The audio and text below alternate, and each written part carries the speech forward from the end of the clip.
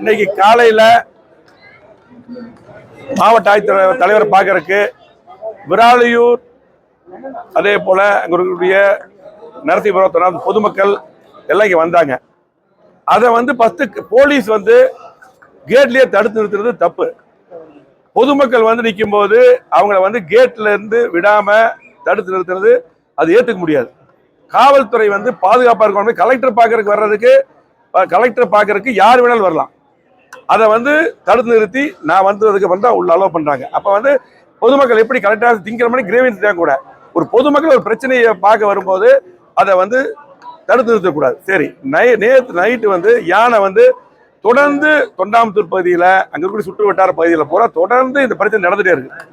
யானை அடிக்கடி வர்றது விவசாயிகளுக்கு பாதுகாப்பு இல்லை, பயிருக்கு பாதுகாப்பு இல்லை, உயிருக்கு பாதுகாப்பு இல்லை. தொண்டாமுத்தூர் மட்டும் இல்லை, இங்க இருக்கக்கூடிய கவுண்டம்பாளையம், மேட்டுப்பாளையம், வால்பாறை இந்த பகுதியில் பூரா இருக்கு.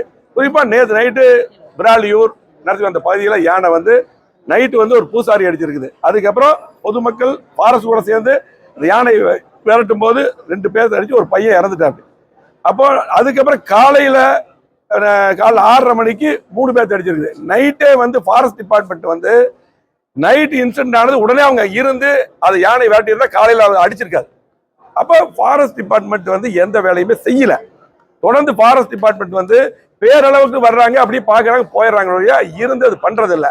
அதே போல அங்க வரும்போது அது விரட்டக்கூடிய என்னென்ன பட்டாசோ என்னென்ன தேவையோ அதையும் சரியான முறையில அதுக்கு நிதியுதவியும் கூட இன்னைக்கு ஒதுக்குறது இல்லை. அது மட்டுமல்ல, இந்த டார்ச் லைட் விவசாயிகளுக்கு கொடுக்கறது இல்லை. ஆகவே இன்னைக்கு கலெக்டர் பார்த்து இன்னைக்கு ஊர் பொதுமக்கள் எல்லாம் வந்திருந்தாங்க. எல்லாத்துக்கும் போய் எனக்கு கலெக்டர் பார்த்தோம். இன்னைக்கு ஒரு உயிர் போயிருச்சு, இன்னொருத்தர் சீரியஸா இருக்காரு, மற்றவங்க ஹாஸ்பிட்டல் இருக்காங்க, காலெல்லாம் உடஞ்சிருக்குது. இதுக்கு பாத்தீங்கன்னா இனிமேல் இந்த மாதிரி நடக்கக்கூடாது.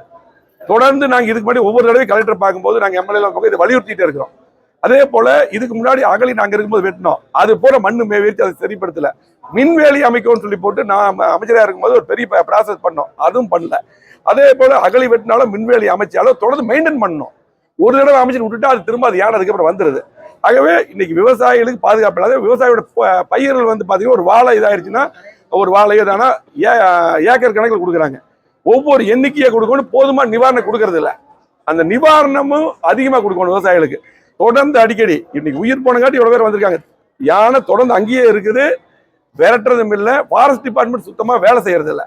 உடனடியா இன்னைக்கு கலெக்டர் பாஸ் சொல்லியிருக்கிறோம், ஃபாரஸ்ட் டிபார்ட்மெண்ட் உடனடியா வேலை செய்யணும், அங்கேயே இருந்து பார்க்கணும். அதே போல இந்த யானை சம்பந்தப்பட்ட யானை இப்படி பழகிருச்சு, அந்த யானை உடனடியா இங்க இருந்து கொண்டு போய் வேற இடத்துல உடனே விடணும். இது இன்னைக்கே நடவடிக்கை. ஃபாரஸ்ட் டிபார்ட்மெண்ட் இன்னைக்கு மீட்டிங் கலெக்டர் நடத்தன்னு சொல்லியிருக்காரு. உடனடியா இன்னைக்கு பாத்தீங்கன்னா எம்எல்ஏ நான் சென்னையில் இருந்தேன், இன்சிடென்ட் ஃபிளைட் பிடிச்சி நேரம் இங்க வந்திருக்கேன். அது மாதிரி பொதுமக்கள் பூரா இன்னைக்கு திறந்து வந்திருக்காங்க. எல்லாத்துக்கும் ஒவ்வொரு வேலை இருக்கு. வேலைகளை விட்டுட்டு இங்க வர்றாங்க அப்படின்னா எதனா முக்கியமான ஒரு உயிர் போயிருச்சு, முக்கியமான பிரச்சனை. தொடர்ந்து இந்த பிரச்சனை இருந்துட்டே இருக்குது. அங்க இருக்கக்கூடிய மக்களுக்கு பாதுகாப்பு இல்லை, அந்த பகுதியில் இருக்கிற மக்களுக்கு பாதுகாப்பு இல்லை. அந்த பாதுகாப்பை மாவட்ட ஆட்சித்தலைவர், அதிகாரிகள், ஃபாரஸ்ட் டிபார்ட்மெண்ட், குறிப்பா ஃபாரஸ்ட் டிபார்ட்மெண்ட் நான் குற்றம் சாட்டுறேன், அவங்க மெத்தன போக்கா இருக்கிறாங்க. கை விட்டுட்டு பாதுகாப்பா இருக்கணும். அதுதான்.